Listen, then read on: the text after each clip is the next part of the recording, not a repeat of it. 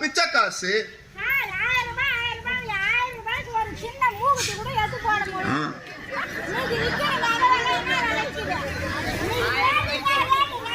உட்காரு பாரு. ஆத்தாவுக்கு என்ன ஆசைன்னா 10 பவுன்ல 1000 ரூபாய்க்கு நகை கொடுத்தா தான் 1000 ரூபாய் மதிப்பேங்க. நான் ஒரு விஷயம் சொல்லட்டுமா? உங்க பேர் என்ன? மாலதி. மாலதி அம்மாவுக்கு 1000 ரூபாய் வருதா? ஒரு நிமிஷம், வருதா? மாசத்துக்கு 1000 ரூபாய். வருஷத்துக்கு எவ்வளவு? வருஷத்துக்கு எவ்வளவு? வருஷத்துக்கு எவ்வளவு? 12,000. நீங்க என்ன வேலைக்கு போறீங்க?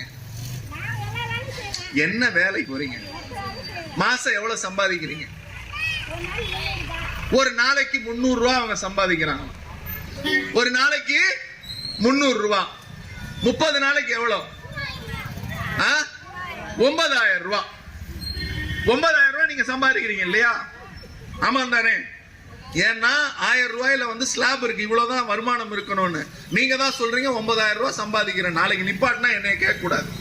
இப்ப அவங்க சொல்றாங்க நான் 9,000 ரூபாய், இவங்களே 9,000 ரூபாய் சம்பாதிக்கிறாங்கன்னா அப்ப அவங்க வீட்டுக்காரர் எவ்வளவு சம்பாதிப்பாரு? சரி, வேற அவனுடைய எண்ண ஓட்டமும் இவங்களோட எண்ண ஓட்டமும் ஒன்னா இருக்கு. 1000 ரூபாய நிப்பாட்டுன்னு சொல்லி அத பிச்சை காசுன்னு சொல்றது பாஜக. இவங்க என்ன சொல்றாங்க? 1000 ரூபாய வச்சு நான் என்ன பண்ணிட முடியும்னு கேட்கிறாங்க.